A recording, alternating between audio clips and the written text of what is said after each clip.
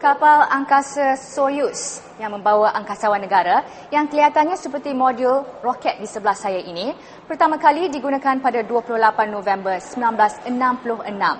Kini Rusia menghasilkan sebanyak 60 buah roket jenis Soyuz setahun dan ia adalah model yang paling banyak digunakan di dunia, iaitu sebanyak 2,000 misi penerbangan ke angkasa lepas. Kita ikuti rakaman detik bersejarah pelancaran angkasawan negara di Pusat Pelancaran Kapal Angkasa Soyuz.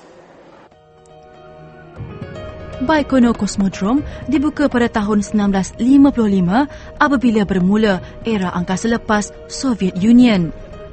Selepas kemerdekaan Kazakhstan, hak pentadbiran diberikan kepada pihak Rusia secara kontrak sehingga tahun 2050. Ini adalah untuk memastikan misi angkasa lepas negara Rusia dan negara lain terbabit tidak terkendala.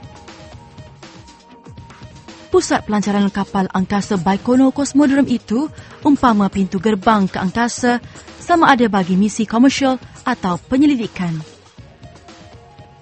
Tiada apa yang menarik sepanjang perjalanan di kawasan gurun sehingga ke tapak pelancaran roket Soyuz. Belakang saya inilah roket pelancaran Soyuz yang membawa misi angkasawan kita iaitu Dr. Sheikh Muzaffar ke ISS tepat jam 9.21 waktu Malaysia.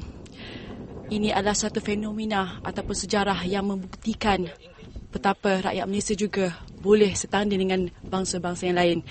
Di Baikonur Cosmodrome menjadi saksi kepada peristiwa yang sangat bersejarah ini. Apatah lagi dalam kita menyambut kemerdekaan yang ke-50 tahun.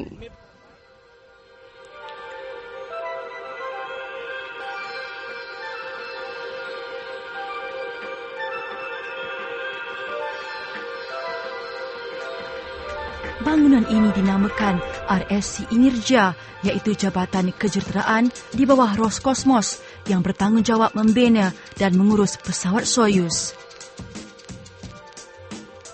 Di sinilah penyediaan roket pelancar sehinggalah kepada susunan peralatan penyelidikan di dalam pesawat Soyuz dilakukan. Kami berkesempatan melihat persiapan terakhir dilakukan pensyarah Jabatan Mikrobiologi, Fakulti Bioteknologi dan Sains Biomolekul, Universiti Pusat Malaysia, Profesor Dr. Raja Nurzaliah Abdul Rahman yang terlibat dengan penyelidikan mengenai pengkristalan protein yang akan dikendalikan oleh angkasawan. Dia akan disassemble menjadi begini. Begini yang akan naik. And then apa yang angkasawan akan buat? Apa yang angkasawan akan buat ialah untuk activate lah.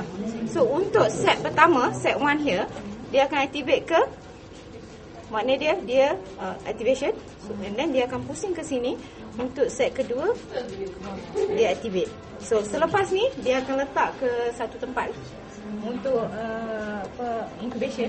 So bila hari yang terakhir sebelum dia packing, dia kena deactivate. So deactivation is just the same thing just now, the other way around. So you turn to that. And this one also for another set the set tu, you turn to that. And then dia akan bawa turun ke bawah dan saya akan analysis. Continue.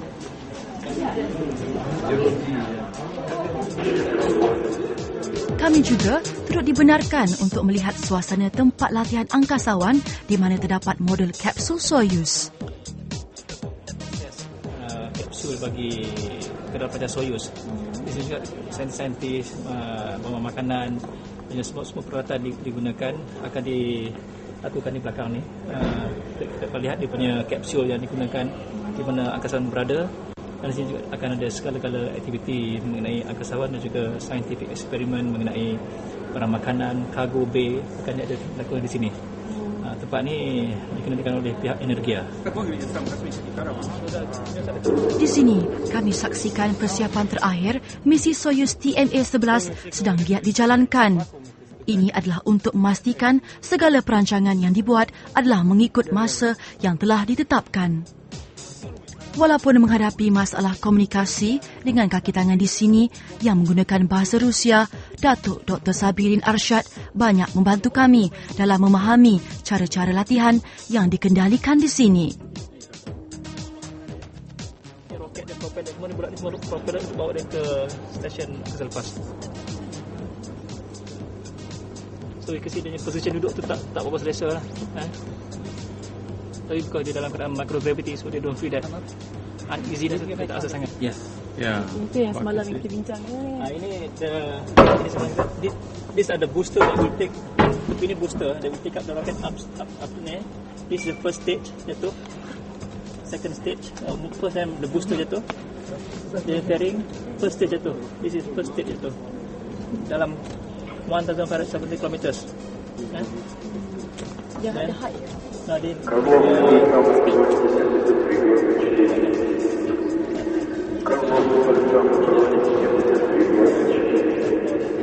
Biasa setting yang tinggal ni. Satu kata. Ini akan pergi bercantum dengan space station.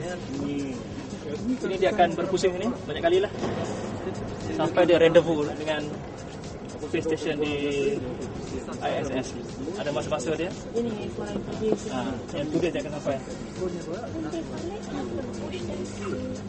Ini dia akan, this is where they meet. When they come in, they meet kat sini. KMA. Then they meet here. Then they will go inside the space station.